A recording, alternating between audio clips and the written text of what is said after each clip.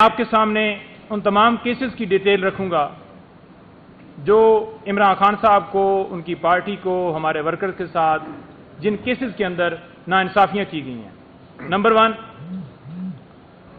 جج زیبا چودھری کیس، عمران خان صاحب کے اوپر توہین عدالت کا مقدمہ بنایا گیا، اور دوسری طرف دیکھیں کہ ان ججز کو دھمکایا گیا، ڈرایا گیا، لیکن ان کے خلاف کوئی توہین عدالت کی کارروائی نہیں ہے۔ نمبر 2، وزیر آباد عمران خان صاحب کے اوپر قاتلانہ حملہ ہوا، ان کی کوئی ایف آئی آر درج نہیں ہوئی، نہ ہی 100 موٹو لیا گیا۔ اس کے لیے ہم نے جا کر رجوع کیا، لیکن اس کے باوجود 100 موٹو نہیں لیا گیا۔ یہاں پر F9 پارک میں کوئی درخت کاٹے جائیں تو اس کے اوپر 100 موٹو لے لیا جاتا ہے۔ نمبر 3، توشہ خانہ کیس، بار بار جج ہمایوں دلاور کو ریمانڈ کیا گیا، حالانکہ اس جج کے اوپر عمران خان صاحب کی طرف سے عدم اعتماد کیا جا چکا تھا، اور وہ جج ہمایوں دلاور صاحب وہ بار بار اسی طرح کا فیصلہ دیتے تھے۔ سیم نوعیت کے فیصلے دینے کے باوجود ان کے پاس کیس سارے بھجوانا یہ آپ کے سامنے ہے۔ اس کے ساتھ ساتھ عمران خان صاحب کے وارنٹ گرفتاری جاری کیے گئے، 26 گھنٹے آپریشن ان کے گھر میں کیا گیا، اور چیف جسٹس صاحب 26 گھنٹے خاموش رہے۔ ہمایوں دلاور صاحب نے بھی جیسے حکم جاری کیا گیا، جیسے وارنٹ نکالے گئے، ان کے اوپر اسی طرح کا پریشر سیم جیسے چیف صاحب کے اوپر اور نیچے تمام عدالتوں کے اوپر، یہ سارا آپ کے سامنے پکچر رکھ رہے ہیں۔ اس کے علاوہ 28 مارچ جوڈیشل کمپلیکس عمران خان صاحب کی پیشی کے اوپر، خان صاحب کے اوپر، تمام ورکرز کے اوپر، خان صاحب کے اوپر حملہ ہوا اور تمام ورکرز کے اوپر لاٹھی چارج کیا گیا، اور بجائے یہ کہ جنہوں نے حملہ کیا ان کے خلاف کارروائی ہوتی، الٹا عمران خان صاحب اور تمام پاکستان تحریک انصاف کے کارکنوں کے اوپر مقدمے بنا دیے گئے۔ اس پہ بھی خاموشی رکھی گئی۔ اس کے ساتھ ساتھ عمران خان صاحب کو سیکیورٹی دینے کے حوالے سے ہم نے درخواست دی کہ ان کے اوپر قاتلانہ حملہ ہو چکا ہے تو ان کو سیکیورٹی فراہم کی جائے، لیکن آج تک اس درخواست کے اوپر کوئی فیصلہ نہیں ہوا۔ عمران خان صاحب اپنی سیکیورٹی میں عدالتوں میں پیش ہوتے رہے۔ اس کے ساتھ ساتھ 9 مئی کو بایو میٹرک کمرے میں جانے کے لیے خان صاحب کو مجبور کیا گیا۔ ہم بار بار کہہ رہے کہ ان کی ٹانگ شدید زخمی ہے، ان کے اوپر قاتلانہ حملہ ہوا ہے، لیکن جان بوجھ کر ادھر بھجوایا گیا کیونکہ وہاں پر رینجر سے یہ اغوا کروانا تھا۔ رات کو 10 بجے خان صاحب کی گرفتاری کو لیگل قرار دے دیا گیا، اور یہ کہا گیا کہ ہم اس کے اوپر انکوائری بنا رہے ہیں۔ آج کدھر ہے وہ انکوائری کدھر ہو رہی ہے؟ اس کو ختم کر دیا گیا۔ اس کے بعد توشہ خانہ کیس میں واٹس ایپ کے ذریعے یہ کیونکہ ادھر آرڈر ہوا ہے اور ادھر خان صاحب کے گھر حملہ ہو گیا، جیسے دروازے توڑ کر خان صاحب کے گھر میں داخل ہوئے، سابقہ خاتون اول بشرا بی بی صاحبہ سے بدتمیزی کی، خان صاحب سے بدتمیزی کی گئی، اور خان صاحب کو وہاں سے اغوا کر کے اٹک جیل میں لے گئے۔ کس قانون کے تحت لے گئے؟ کیوں اس کے اوپر چیف صاحب خاموش رہے؟ کیوں اس کے اوپر چیف جسٹس آف پاکستان خاموش رہے؟ اس کے ساتھ ساتھ جو توشہ خانہ کیس کے اندر سزائیں ہیں، اس سزا کو معطل کرنے کے لیے جو درخواست تھی وہ 26 دن کے بعد سزا ان کی معطل ہوئی۔ 26 دن کے بعد کیوں ہوئی؟ حالانکہ دوسرے دن، تیسرے دن، چوتھے دن، 5ویں دن، 2-4 دن میں ہو سکتی تھی، لیکن یہ جان بوجھ کر ڈیلے کیا گیا۔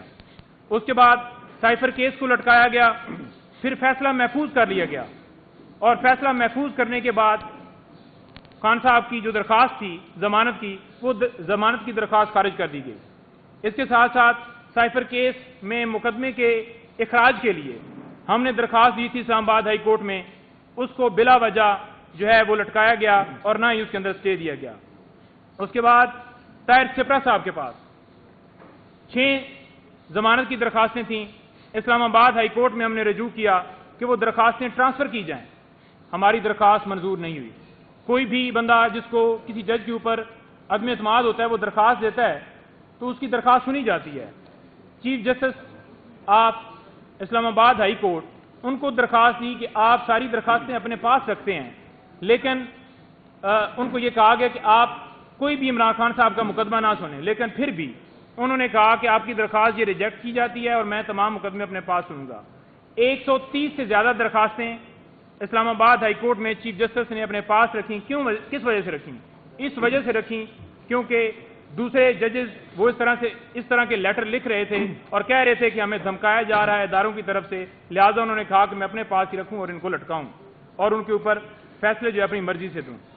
اس کے ساتھ اوپن ٹرائل کے حوالے سے ہم نے استدعا کی تھی اسلام آباد ہائی کورٹ میں، یہی چیف صاحب کے پاس معاملہ گیا، لیکن اوپن ٹرائل جو ہے وہ نہیں کیا گیا، اور جس طرح سے ٹرائل چلایا گیا ہے، جس طرح سے چاروں کیسز چلائے گئے ہیں، صرف اس کے پیچھے یہی وجہ تھی کہ قوم نہ دیکھے کہ وہاں پر کیا ہو رہا ہے، اور اس جیل ٹرائل کو لیگل قرار دیا گیا۔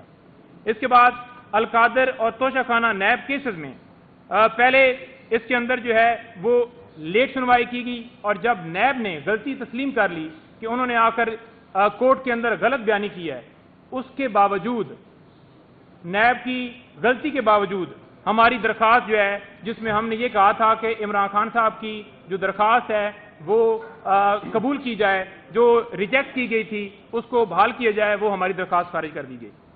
اس کے ساتھ ساتھ 4 ہفتوں کے اندر سائفر ٹرائل کو ختم کرنے کا حکم دیا گیا۔ بھائی کس وجہ سے؟ کیوں؟ کسی نے آپ سے کوئی درخواست کی تھی کہ آپ 4 ہفتوں کے اندر کوئی ڈائریکشن کے لیے کوئی درخواست لے کر آیا تھا؟ نہیں، 4 ہفتوں کے اندر ڈائریکشن دی گئی تاکہ الیکشن سے پہلے خان صاحب کو مختلف مقدمات میں ان کو سزائیں دی جائیں اور لوگوں کے اندر مایوسی پیدا کی جائے کہ آپ کا لیڈر تو جیل میں ہی رہے گا، نہیں نکلے گا۔ اچھا، اس کے ساتھ ساتھ لیول پلینگ فیلڈ کی جو درخواست تھی سپریم کورٹ میں اب قاضی فائز عیسیٰ صاحب کے اوپر آ رہا ہوں، وہ ہماری درخواست کے اوپر آج تک کیا ہوا؟ پاکستان تحریک انصاف کو لیول پلینگ فیلڈ نہیں دی گئی۔ اس کے ساتھ ساتھ جو نواز شریف ہیں ان کو کس نے اہل قرار دیا؟ سپریم کورٹ کے چیف جسٹس صاحب نے۔ اور اس کے ساتھ ساتھ مخصوص نشستیں وہ کس نے چھینی؟ یہی قاضی فائز عیسیٰ صاحب نے۔ اور اس کے ساتھ ساتھ بلے کا نشان وہ کس نے چھینا؟ یہی قاضی فائز عیسیٰ صاحب نے۔